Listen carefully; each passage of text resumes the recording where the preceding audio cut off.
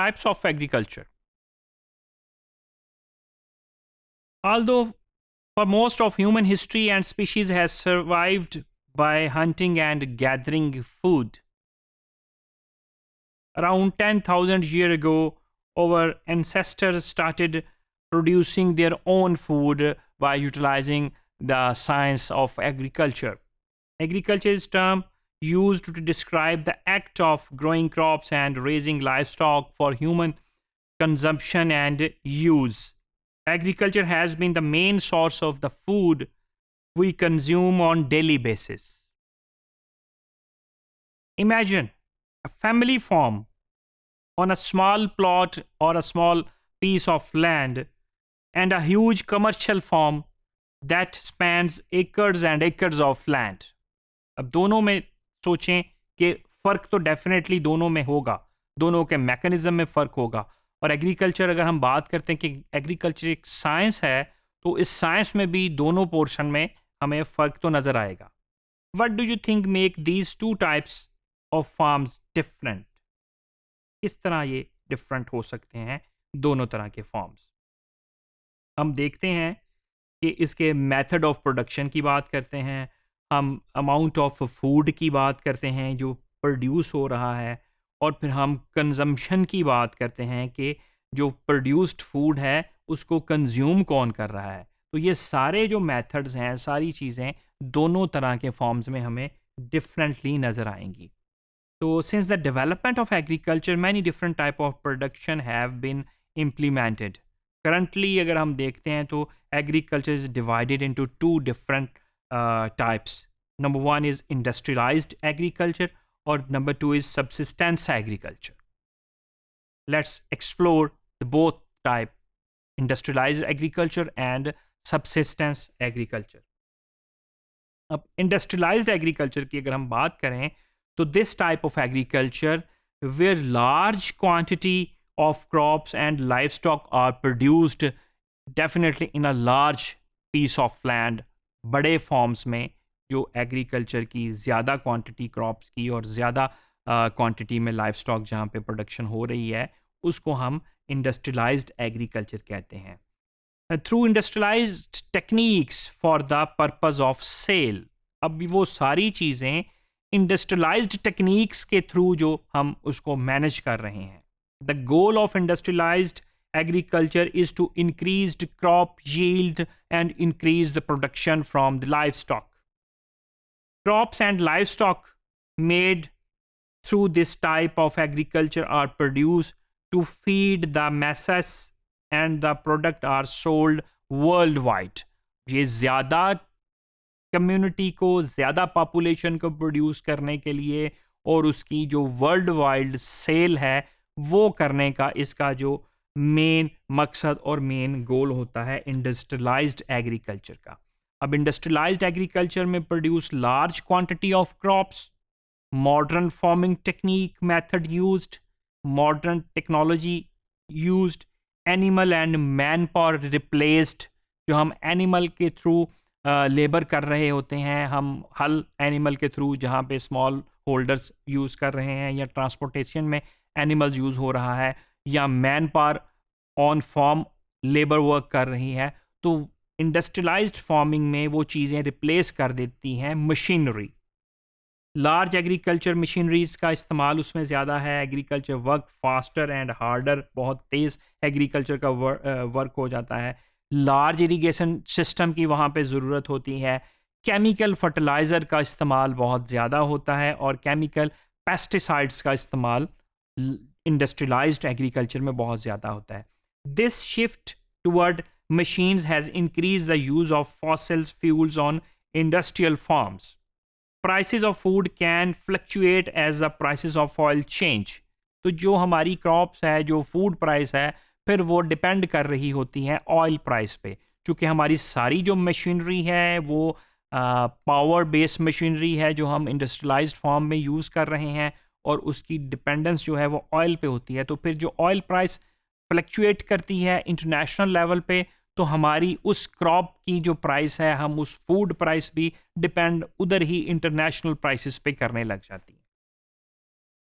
with the chemical fertilizer that are used in industrialized agriculture often add inorganic nutrients to the soil to increase yield and plant size.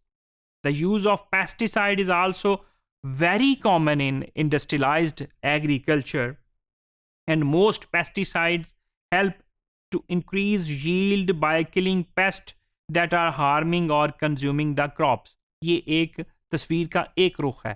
तस्वीर का दूसरा रुख है कि जहाँ पे जो केमिकल फर्टिलाइज़र हैं, जहाँ पे केमिकल पेस्टिसाइड का इस्तेमाल जिस क्रॉप्स पे ज़्यादा होता है, वो ह्यूमन हेल्थ के लिए प्रॉब्लमेटिक होती है वो वाली crops.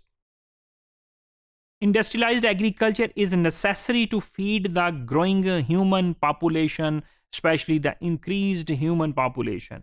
But there is another type of agriculture that is regularly practiced today. उसको हम कहते हैं subsistence agriculture. अब subsistence agriculture क्या है? When a farmer live on a small amount of land, हमारा जो small holder है, जो वो टाइप है उसकी, उसको हम सबसिस्टेंस फार्मिंग, सबसिस्टेंस एग्रीकल्चर कहते हैं. Have a small cash crops, बहुत थोड़ी होती हैं, ज़्यादातर फैमिली के अपने इस्तेमाल के लिए क्रॉप्स की प्रोडक्शन हो रही है. Produce in a food to feed his household, अपनी फैमिली को प्रोड्यूस करने के लिए ही वो काफ़ी होती है उसकी. जो the goal of subsistence agriculture is to produce in a food to ensure the survival of the individual family. क्योंकि उनका लैंड होल्डिंग साइज थोड़ा है, तो सबसिस्टेंस एग्रीकल्चर जो अपनी ही फैमिली है उसकी ही ज़रूरियात पूरी करने के लिए वो काफ़ी होती है. If there is excess food, अपनी फैमिली के अलावा जो एक्सेस फूड या एक्सेस क्रॉप को बचती है, तो फिर उसकी बारी आती है कि उसको सेल किया जाए. A great deal varies from industrialised agriculture in term of the farming method use.